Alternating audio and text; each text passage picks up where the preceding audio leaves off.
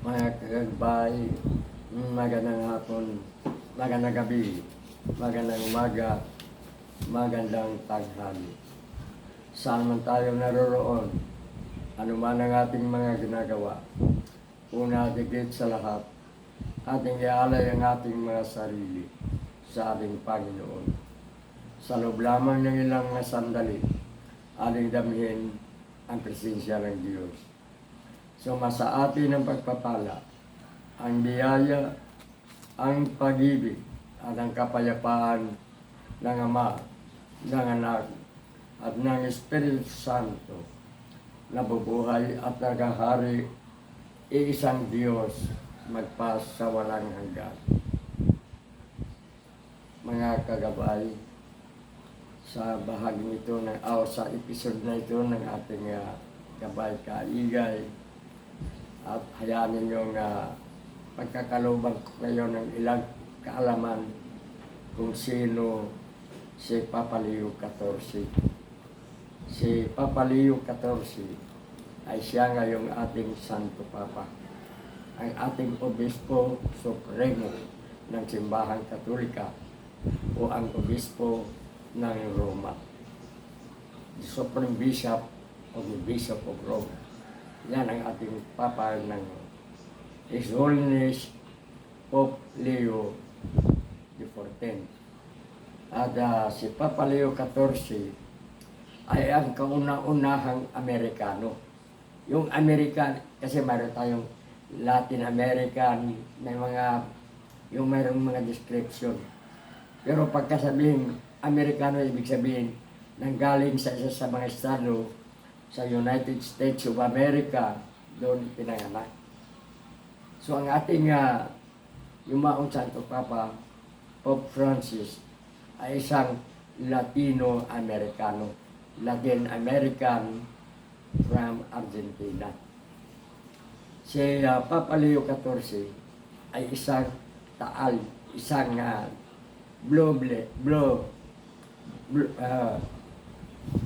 blue-seeded American, tunay na Amerikano. Ipinanganak sa Chicago, Illinois noong September 14, September 14, 1955. At ngayon siya ay nasa kanyang pagka 69-year-old. Bata ba para magiging Papa. Si Pope Francis noon, 76 nang nagiging Papa. So, kung papalarin, baka magiging higit pa sa 12 taon ang magiging panunungkulan ni Pope Leo. Ito ay personal na panunaw lamang natin sapagkat nakita natin ang kanyang tayo, ang kanyang katawan, ang kanyang anyo, bata pa para magiging Papa.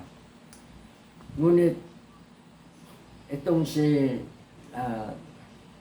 Pope Leo ay 2 years pa lamang na nagiging kardinal. So, ang kanyang pagiging Papa ay parang napakabilis. Sapagkat siya ay nahirang na kardinal ni Pope Francis noong September 30, 2023. 2 taon pa lamang. Sumunod sa kanya itong si Filipino Cardinal, His Eminence Pablo Virgilio Cardinal David, na ngayon ay nasa 66 years old. Nauna si Cardinal Tagle, na ngayon ay 68 years old. So, si Cardinal David, 66, si Pope Leo, 67, higit na matanda sa kanilang dalawa, matanda sa kanilang tatlo, si Pope Leo. Pero mas higit na bagong kardinal. Last si, consisitory si David. Yung last lang, last December 2025, naging kardinal. Samantalang si Pope Leo, noong September 30, 2023. Hindi siya kilala. Kasi hindi naman tayo nagbabasa ng lahat ng mga sa ibang bansa. Kaya hindi natin alam kung sino si Pope Leo. Ang alam lang natin kung sino si Cardinal Tagle, sapagkat nababasa natin sa mga Philippine news, sa mga Philippine social media, kung sino si Cardinal Tagle. Pero hindi natin din dapat ikumpara. Napag-usapan lang natin ang kanilang nagiging tungkulin.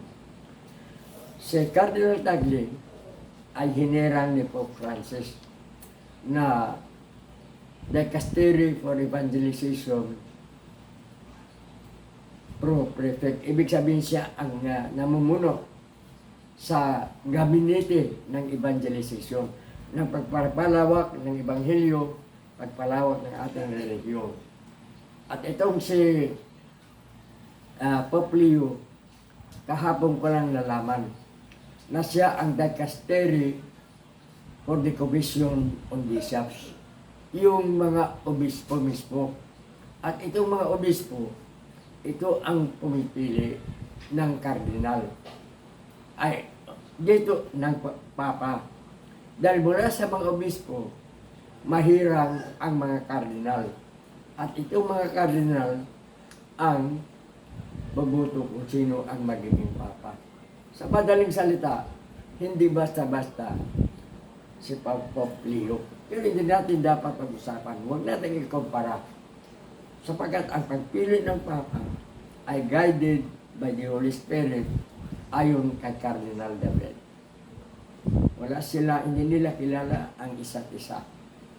Sapagkat tayo, ano natin makilala ang isang kardinal sa Indonesia kung hindi natin basahin ang newspaper sa Indonesia. Asya lang yun. E ano pa kaya ito mga malalayo?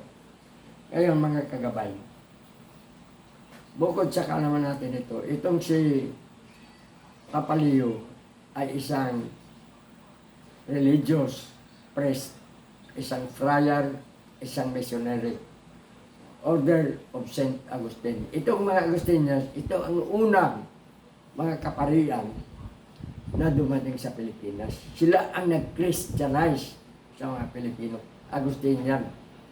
Kaya itong si Papa Pope Leo, kahit na isang Amerikano, siya ay isang Peruvian citizen. Bakit nagiging citizen ng Peru si Pope Leo? Sapagkat siya ay isang misyonero.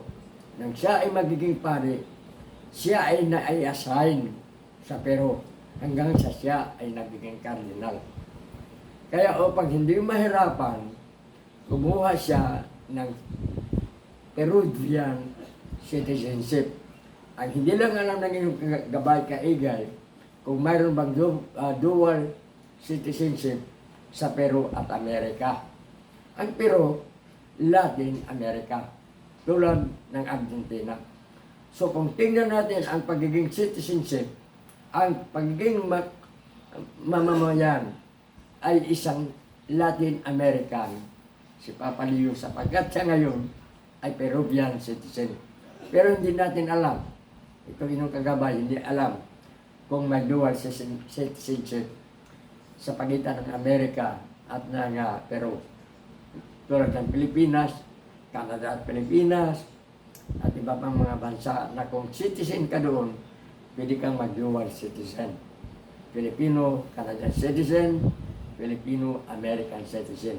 Sa gayon sa ating pagkaalam, si Pope Leo ay isang American by birth, ngunit Peruvian by citizen. Ngunit siya ay maraming nahawakang masisilang mga bagay. Matagal na siya nagiging obispo. At siya nagiging cardinal noong 2023. Pero doon lahat sa Peru. Ngunit siya ay nagiging pinakamataas sa Order of St. Augustine sa kanyang kapanahonan. Marami tayong nababasa tungkol kay Pope Leo. At sa mga susunod na mga pag-vlog natin ay maaari natin ihahayag.